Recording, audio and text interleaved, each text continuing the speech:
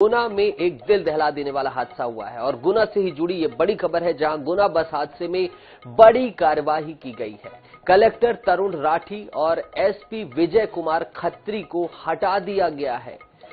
मुख्यमंत्री डॉक्टर मोहन यादव सरकार का ये बड़ा फैसला है। कलेक्टर तरुण राठी और एसपी विजय कुमार खत्री को हटा दिया गया है। गुना बस हादसे में बड़ी कार्रवाई की गई है। कलेक्टर तरुण राठी और एसपी विजय कुमार खत्री को हटा दिया गया है। इन दोनों पर गाज गिरी है। कई लोगों ने अपनी जान गंवाई थी इस बस हादसे में और पूरे देश भर में इस हादसे की चर्चा है। और इसी हादसे में बड़ी खबर आपको आई न्यूज़ 24/7 बता रहा है, जिसमें कलेक्टर और एसपी पर गाज गिरी है।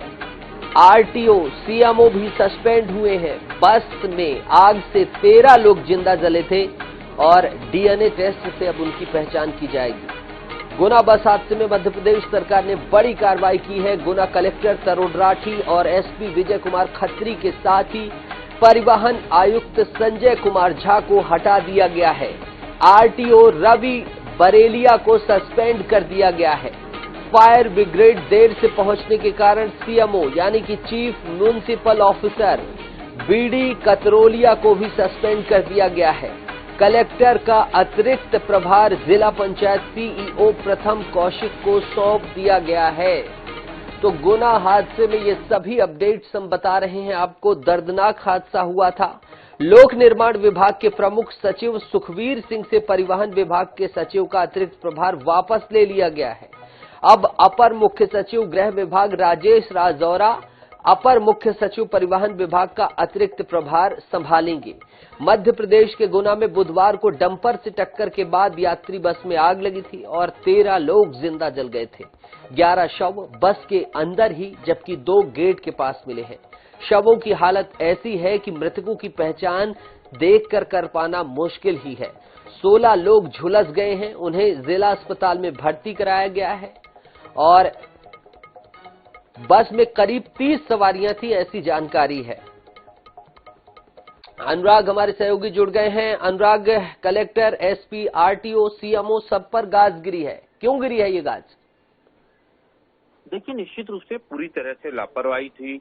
लाइसेंस नहीं, इसके बाद में अगर बस की बात करें तो बस का हेल्थ सर्टिफिकेट नहीं, साथ में डंपर को लेके पूरी व्यवस्थाएं, तमाम चीजें पूरी तरह से जो है धज्जियां उड़ाई गई थी नियमों की। और कहीं ना कहीं इन नियमों की धज्जियों ने कई लोगों की जान ले ली। और शायद यही कारण था कि जब खुद वहां पर मुख्यमंत्री पहुंचे और लोगों ने मुख्यमंत्री से बात की और जब सारी जानकारियां दी, तो सीधे सीधे मुख्यमंत्री की जानकारी में ये आ गया था कि नीचे से लेके ऊपर तक ये पूरा महकमा ही जो है वो कहीं ना कहीं गलती कर रहा है।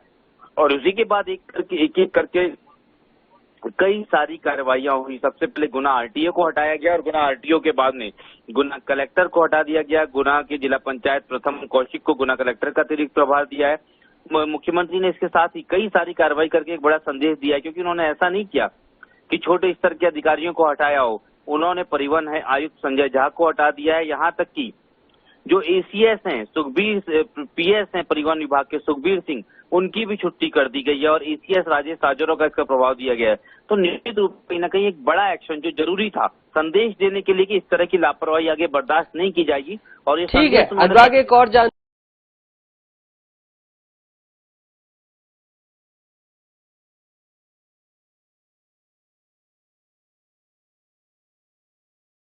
जिन्होंने ये संदेश दिया है कि अब किसी भी स्तर पे लापरवाही बर्दाश्त नहीं की जाएगी। पहले छोटे अधिकारियों पे कार्रवाई होकर ये मुक्ति हो जाती थी, लेकिन इस बार परिवहन आयुक्त से लेके प्रमुख सचिव परिवहन तक को हटाया गया है।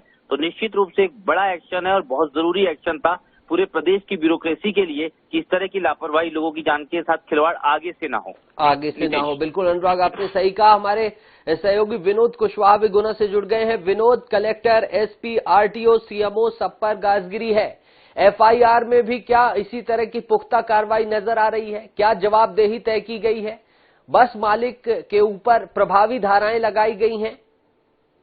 जी, ये जो एक बड़ी घटना हुई है उसको लेकर जब सीएम मोहन यादव गुना में मृतकों के परिवार जनों से और घायलों से जब उन्होंने मुलाकात की, उसके बाद जो कलेक्ट्रेट में उन्होंने एक बैठक ली। बैठक में पूरी मामले की जांच के लिए उन्होंने 4 सदस्यीय टीम का गठन किया। उसके बाद उन्होंने तुरंत ही गुना आरटीओ और गुना नगर पालिका अधिकारी को सस्पेंड किया और उनको हटाया है। और उसके बाद अभी कुछ देर पहले उन्होंने गुना एसपी विजय कुमार खत्री और गुना कलेक्टर तरुण राठी को भी ठीक है विनोद, ये जानकारी अनुराग ने बता दी है। आप इस संदर्भ में जानकारी बताएं, एफआईआर के संदर्भ में बताएं।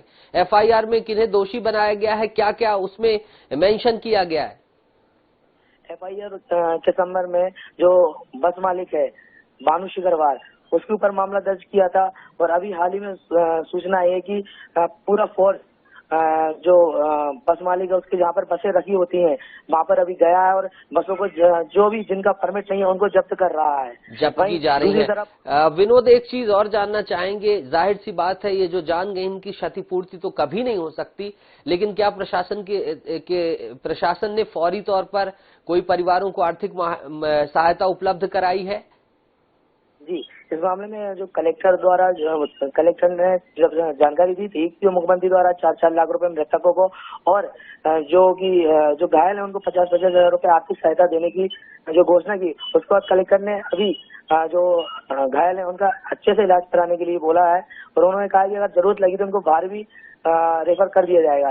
लेकिन अभी जो आर्थिक सहायता अभी तक कलेक्टर की तरफ से अभी तक उनको नहीं मिली है। जी अभी बिल्कुल उम्मीद है कि तमाम हर संभव मदद कराई जाए। अनुराग, विनोद, आप दोनों जुड़े, आपने प्रशासनिक पहलू के साथ ही तमाम मुद्दों पर बात की, जानकारी साझा की, उसके लिए आप दोनों का बहुत बहुत शुक्रिया। तो संवेदनशील मामला है, 13 लोगों ने जान गंवा दी। बस का कोई फिटनेस नहीं, कोई परमिट नहीं, आरटीओ के ऊपर सवाल खड़े होते हैं कि क्या भ्रष्टाचार के आकंठ में आरटीओ इतना डूब गया है कि उसको ये भी देखने की जहमत नहीं कर पा रहा है कि कैसे वाहन चल रहे हैं सड़कों पे। ये सड़कों पे जिंदा ताबूत नहीं है तो और क्या है?